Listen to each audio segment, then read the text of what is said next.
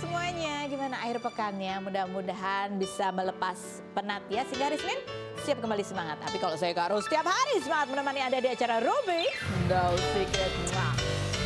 Ditemani oleh Daniel di pojok sana, dan juga tentunya sudah hari beberapa bintang tamu yang akan berbagi ceritanya. Kita mojok dulu ya kan. Kita fokus di apa sih yang masih menjadi perhatian publik, ramai menuai komentar-komentar baik itu untuk hal-hal yang datang dari dunia nyata maupun dari dunia maya. Oke, selain hari ini perhatian masyarakat Indonesia ke upacara pelantikan presiden gitu ya. Ada juga nih yang ramai kalau di dunia maya, yaitu tentang hidungnya rembayang. Ya, ini ramai dari kemarin apa sih gitu ya. Jadi ini sebetulnya konten TikTok biasa. Ya, tapi konten TikTok dia sama istrinya ya gemes aja. Cuma dari konten itu netizen itu salah fokus dengan bentuk hidungnya rembayang. Apakah dia operasi hidung juga gitu ya? Ya, ini adalah konten di tanggal 9 Oktober ya. Kalau kita lihat di TikTok itu ditonton sampai berapa juta kali? Coba kita lihat. 9 juta kali, kalau di Instagramnya ditonton 6 juta kali. Iya nggak tuh ya? Ini kenapa gelap sekali sih ini? Nih ya gitu ya. Seperti apa sih? Terus mari kita saksikan bersama ya. Emang beda hidungnya yang berikut ini. Padahal kan kalau filter yang di TikTok itu filternya emang canggih-canggih gitu ya. Gitu. Tapi coba kita lihat ya komentar netizennya di postingan itu seperti apa. Kayak ada yang beda deh wajah Rey, tapi apa ya? Ini masih belum tahu nih apa yang beda ya. Yang berikutnya coba kita lihat. Hidungnya Rey berubah ya. Oke, yang berikutnya. Karena hidungnya beda ya. Maaf kalau salah, aku tanya doang coach. Ini saking buru-burunya kali ya. Sampai jadi typo. Yang berikut. Apa yang beda? Iya katanya gitu. Lanjut, apalagi ngerasa ada yang beda di Rey bagian bibir sama hidungnya. Oh, tambahan nih pakai cara bibir segala. Ya karena ini saking banyak ya ini Rembayang akhirnya mengklarifikasi melalui broadcast Instagram. Broadcast yang kayak apa sih? Oh itu. Oh cetan. Itu di thread atau? Aku belum pernah coba ya. Nanti kita coba ya, aku belajar ya. Ini jawabannya nih. Ada foto hidungnya. Ini foto hidungnya. Oh dia menjelaskan karena hidungnya bengkok gitu ya. Oke kita baca ya. Assalamualaikum. Waalaikumsalam. Mengenai yang ramai soal hidung, iya benar aku benerin karena ada yang urgent. Konstruksi tulangku bengkok dan nafas gak nyaman. Udah rencana dari dulu tapi baru berani sekarang. Tapi perihal mancungnya akan turun seperti semula. Butuh waktu aja karena emang requestnya buat lurusin dan legain pernafasan bukan mancungin katanya gitu. Nah, makanya dia foto nih ya agak belok memang hidungnya tuh. Set gitu ya. Ini kalau di shadingnya belok. Aku juga loh.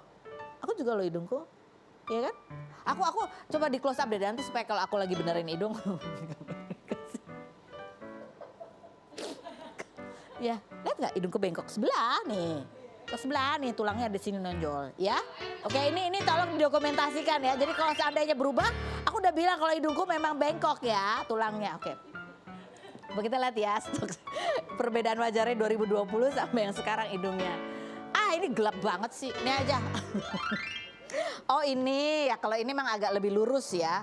Kalau ini agak belok gitu dikit. Tapi ya sama-sama tetap kayak rembayang kok dua-duanya. Kalau bibirnya, tadi kan bilang katanya bibirnya ada yang berubah. Ya kan? Coba kita lihat bibirnya. Bibirnya sama kok. Dagunya. Dagunya ini lebih panjang. Filter kali ya. Atau dia pakai 0,5 jadi lebih panjang. Iya kan? Ya oke. Jadi kita menduga-duga kapan dia operasinya ya. Ini kalau kita lihat dia emang tahun ini tuh liburannya ke Turki sama Jepang. Tapi kan Jepang tidak dikenal sebagai tempat operasi hidung. Turki mungkin ya. Tapi ada yang ke Korea nggak? Gitu deh. Nanti kita undang aja lah komentar netizen, coba kita lihat atas klarifikasinya Rembayang. Alasan klasik rata-rata yang OP juga pakai alasan yang sama. Yang berikutnya, angka sinus di kalangan artis semakin meningkat. Tapi aku bener deh, aku juga sinus. Aku waktu hamil aja sinus. Ya, jadi aku kasih alasan dari sekarang. Oke. Yang berikutnya, nggak bisa napas. Apa kabar yang pada pesek? Dikira napas pakai telinga katanya. Bukan, aduh. Kalau orang punya sinus tuh kadang soalnya di sebelah itu suka tersumbat gitu loh. Ngerti gak sih? Dan itu tersumbatnya tuh kalau kita pilek biasa ya. Kalau pilek biasa kan misalnya tersumbatnya di sini. Kita tidur miring gini dia akan pindah ke sini kan. Oh kita pindah ke sini ya. Terus kalau enggak ya tidurnya begini. Kalau orang sinus itu kalau udah mampet di sebelah dia mau begini enggak pindah-pindah itu sebelah doang nggak bisa napas. Jadi hidungnya cuma bernafasnya cuma dari satu lubang. Itu sinus. Yang berikut. Ya. Jadi kalau ya ini dokter-dokter pada nggak ada yang mau bantuin jelasin. Padahal kalau tulang bengkok emang diharuskan untuk segera operasi karena mengganggu jalur nafas atau deviasi subtum. Kalau diabaikan bisa jadi infeksi. Perkara banyak yang operasi hidung dengan alasan sinus, jadi giliran orang sakit dioperasi pada netting. Ya kalau kata itu dilurusin dulu terus baru disedot itu kan ininya sinusnya. Yang berikutnya apalagi? Rembayang nggak apa-apa banget lo oplas orang hidung sendiri, tapi nggak usah pakai alasan ina-inu, malah makin dinyinyirin tahu katanya gitu. Nah ya mungkin kalau habis dibenerin tulang hidungnya kan agak bengkak, jadi agak beda mukanya. Makanya sih Rembayang tunggu 6 bulan dulu deh kalau bikin konten ya kan. Nah ini jadi rame kan. Oke lah mudah-mudahan kita semua bisa bernafas dengan lega ya. Oke kita lihat bintang tamu kita yang pertama ada Diah Permatasari yang kemarin baru mengantarkan anak bungsunya sekolah ke Amerika ya. Dia bilang nih aduh dibalik dia cerianya tuh nggak tahu gimana rasanya sedihnya sebagai seorang ibu harus terpisah jauh dari anaknya. Kita lihat dulu profilnya Diah Permatasari berikut ini. Baik, kita sudah bersama dengan Diah Permatasari. Apa kabar Ibu? Alhamdulillah baik. Udah pulang, udah berapa minggu berarti kamu meninggalkan Marco di Amerika? 2 minggu. 2 minggu. Terus selama 2 minggu ritualnya apa tuh? Tiap hari pokoknya menenangkan dia, ngajak dia ke sesuatu yang benar-benar supaya dia itu cepat adjust-nya gitu. Maksudnya gimana ya? Ya pokoknya bikin dia suasananya tuh supaya terbiasa. Happy. Ya, jadi happy. yang berat adaptasinya dia ya di sana ya di Amerika. Sepertinya itu. Sepertinya itu ya. Ya. Oke, apa keluhannya dia apa? Bingung atau apa? Atau mungkin merasa sepi? Culture shock mungkin ya. Jadi dia ya maklum dia anak bontot kan Kak. Jadi kalau anak bontot tuh pasti mungkin masih kebayang-bayang sama mamanya, bapaknya, semuanya diurusin. Dia masih kebayang dengan kamarnya gitu kan. Ya sekarang kan dia harus di dorm kan. Oh di dorm dulu nih.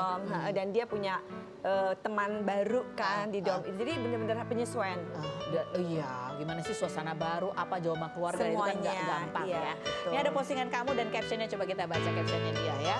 Ini aduh rasanya baru kemarin nganter si Ragil, akhirnya tiba saatnya berpisah di sini untuk sementara. Peran ortu, keluarga, sahabat sangat penting sebagai social support system untuk saling memberi semangat dan saling menguatkan. Marco kembali belajar dan kami semua pun kembali ke tanah air. Selamat belajar ya Marco, miss you, love you gitu ya. Oh. Ya sedih deh itu nyesek sih.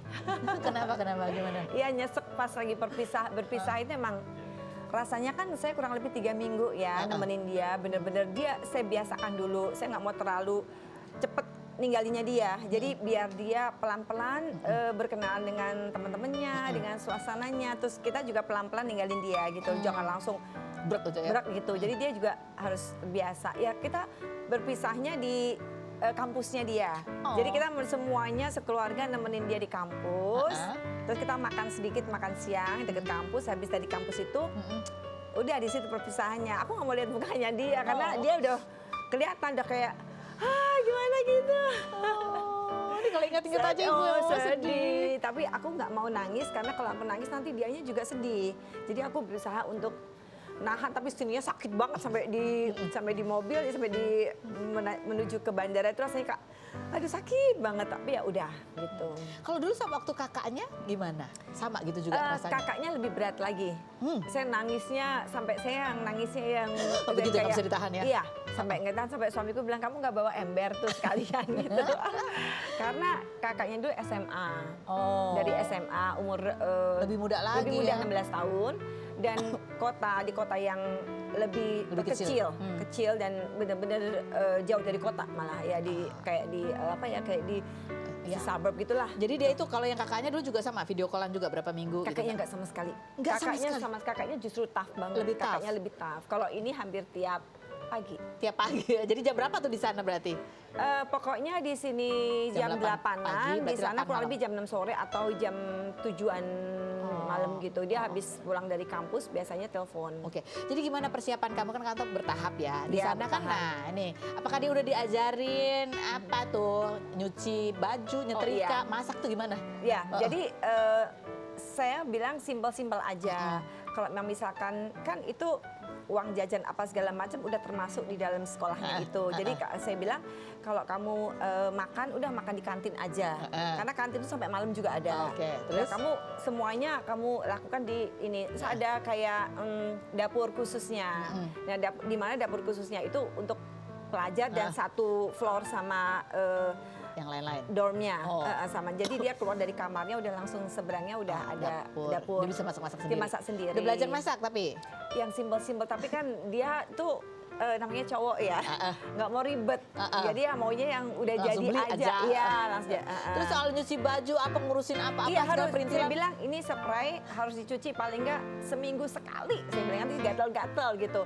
Udah dia udah mulai nyuci katanya. Terus? Ya pokoknya nggak boleh males. Baju apa semuanya harus dicuci. Gitu. Terus pas packing berangkat apa segala macam itu kan pasti banyak tuh perintilan yang dibawa. Tuh bawa apa aja? 2 koper besar-besar. Itu dia sendiri yang packing atau ibunya nih yang ya dibantu ibunya lah. Iya dibantu sama ibunya mana mungkin ya. Terus ya kita bantu semuanya. Saya bilang saya simpel-simpel aja. Yang simpel-simpel aja yang penting nanti pas kamu pas liburan jadi nggak ribet beresinnya gitu. Nggak usah beli yang perintil-perintil segala macam nggak usah. Jadi nih ya, tadi kan kamu bilang bertahap ya, di sana diantar sama keluarga. Iya. Ya liburan dulu berarti ini ya, jalan-jalan dulu. Sampai omnya, tantenya semua nganter. Ada di sana omnya tantenya? Enggak, dari Jakarta. Oh serius? Iya, karena Marco ini kan tergolong paling kecil di keluarga. Di keluarga besar nih? Iya, yang paling kecil di keluarga suami itu paling kecil. Jadi kayak omnya, tantenya semua itu pada nggak tega ngelepas kepergian Marco itu bener-bener. Udah langsung sampai sahabat kakaknya juga ikut nganter juga. Astaga, gitu. padahal anaknya tinggi ya, tinggi. Ternyata ya gitu ya, dianggap bungsu dan paling kecil. Kita lihat seperti apa sih video jalan-jalannya dia Permatasari dan keluarga berikut ini.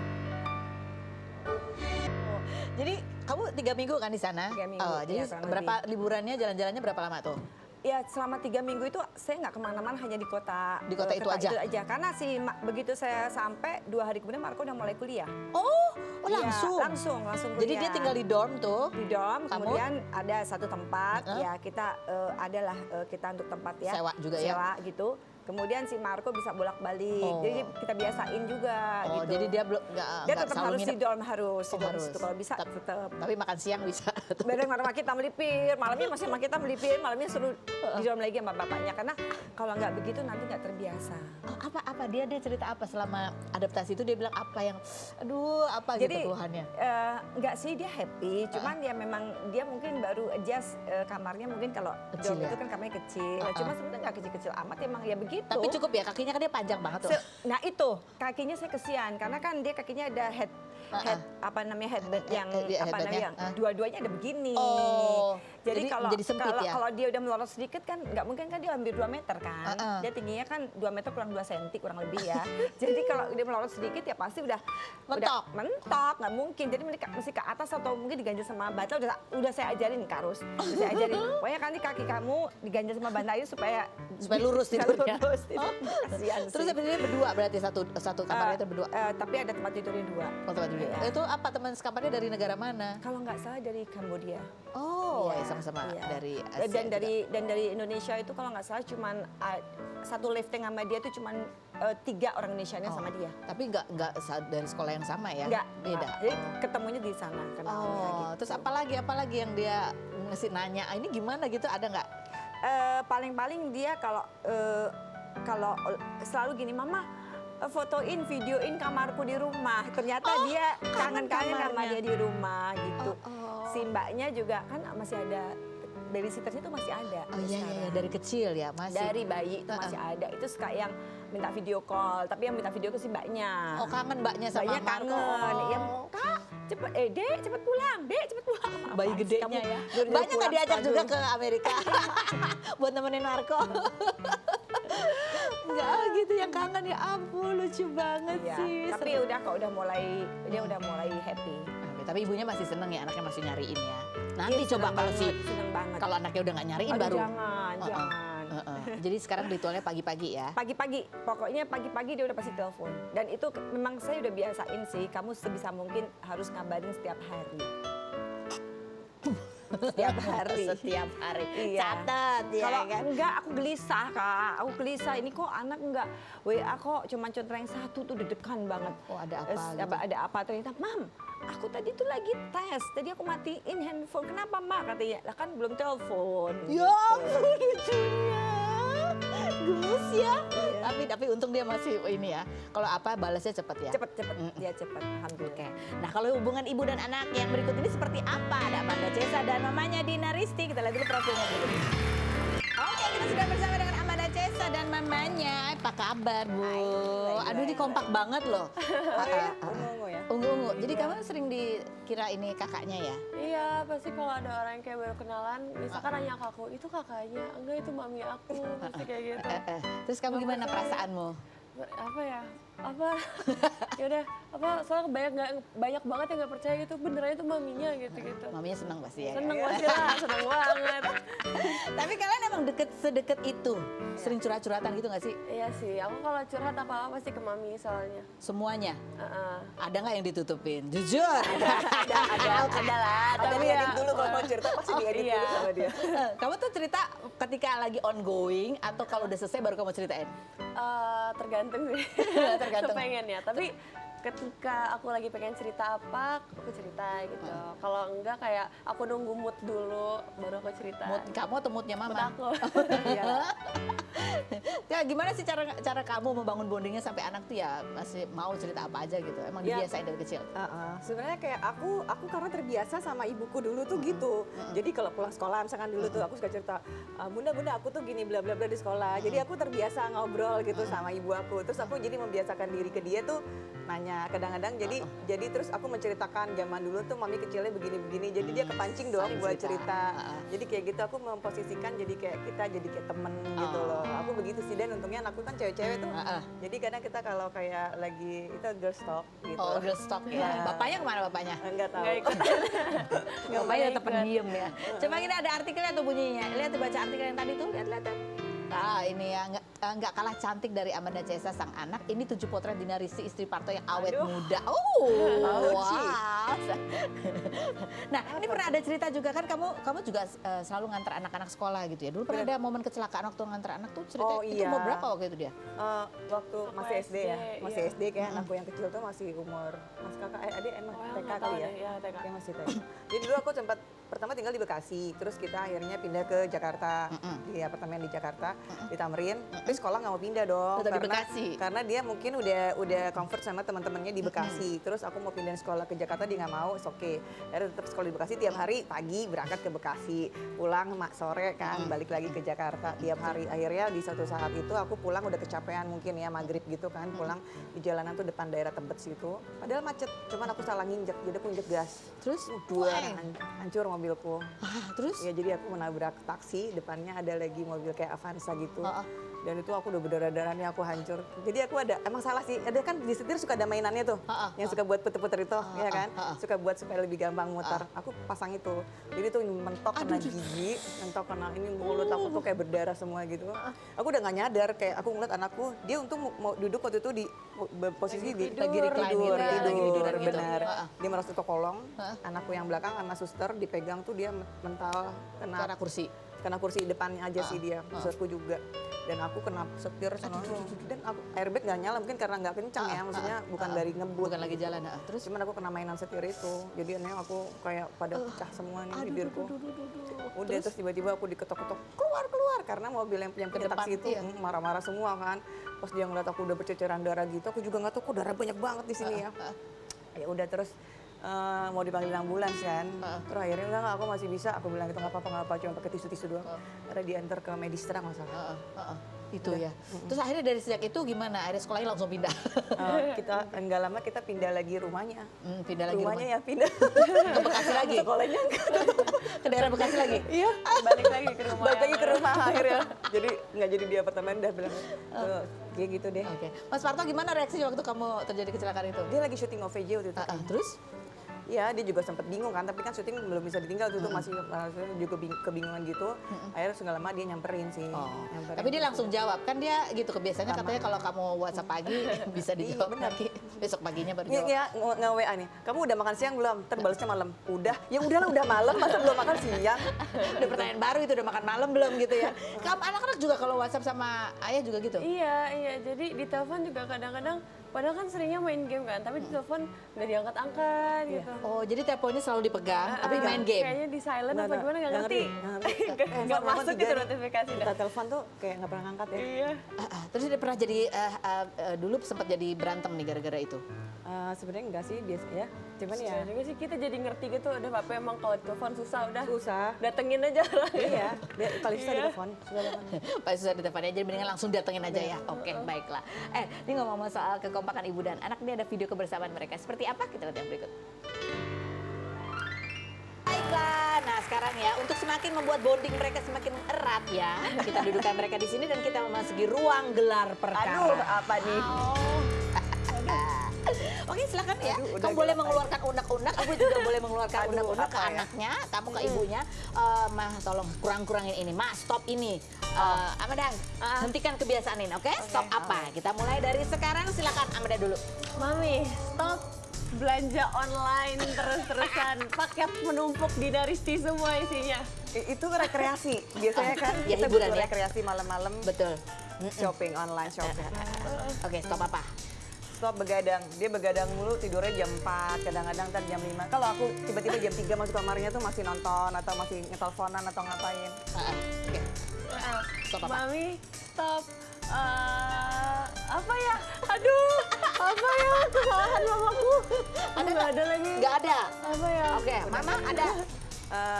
Stop di kamar mandi mainan handphone apa lama. Oh iya. Jadi kelamaannya tuh main HP-nya. Iya, Daripada iya. mandinya mungkin cuma Iya. 3 menit, main HP-nya 30 menit. Iya. Oh, Mami, stop dandan lama-lama. Kadang-kadang kita pergi sekeluarga tuh kayak, oke kita berangkat jam 3, Ini jam baju 5 ini baru apa? berangkat. Kita suka Mama bingung ya. kan ya. Iya. Aduh, bajunya yang mana? Ntar udah pakai ganti lagi kan. Gitu. Oke, kan. Ada lagi stop apa? Aduh, stop apa lagi, Cak? Abis apa lagi? Oh, stop di kamar kelamaan. Dia emang anaknya hobi banget di kamar Oh, lama-lama. ngedol di kamar. Udah nih, kamu nggak ada nih buat Mama. Udah kayaknya itu aja deh. Cuman belanja online. Iya, sama lama dandan. Sama ini kayaknya ya. Oke, sekarang ada pertanyaan juga yang silakan kalian baca sendiri. Oke. Mama baca dulu deh. Gantian. Yang mana dulu? Apa Aku aja dulu. boleh? Aku Kamu dulu. baca. Amanda sayang, Iya. kita ini kan keluarga besar nih, dan kamu punya kakak-kakak lain juga. Ada nggak sih sikap mami sama papi yang kadang pernah menyulitkan hubungan kalian, hubungan kakak gitu? Nggak ada. Malah menurut aku Mami sama Papi tuh bikin hubungan aku dan kakak-kakak aku, adek juga kayak makin erat. Karena ya jadi bonding, jadi ngobrol bareng, main bareng. Contohnya kebiasaan apa itu yang ada? Contohnya ya ini aja sih kayak Kita ngumpul terus ngobrol ya, gitu ya. ngajak makan, ngumpul. Kalau ada yang ulang tahun pasti dirayain bareng-bareng kayak gitu. Itu ya. Ya sih, Gitu pasti sih. kita saling ngobrol. Aku sering mancing kadang-kadang, Iya, iya. gimana percintaan kamu? Kan gitu kan ya, karena kan anak-anakku kan banyak yang masih pada kuliah atau gitu-gitu. Gimana udah punya pacar belum? Pasti aku tanya. Jadi buat Pancingan buat ngobrol ya. pancingan. Oh. Iya. Karena kalau nggak gitu nggak ada yang cerita Nah, dulu. gak ada cerita. Apalagi papinya orangnya diem. Oh iya, berarti emang ya cocok Emang ya. cocoknya, iya. Iya, bapaknya mah tinggal dengerin aja atau bapaknya nggak dengerin tetap? Nggak tahu ya, kayaknya nggak ngedengerin ya. Nggak apa-apa, yang penting ada di situ. Silakan ada baca. doang dia. Mami sayang. Aduh, boleh gak diganti? Ayo baca. Ini pertanyaannya ada nih. Dari semua cowok-cowok yang pernah deket sama aku berarti ya, sama aku, siapa yang Mami kurang setuju dan kenapa? Selain berikut ini jangan kemana-mana. Tetap di Robin, Secret.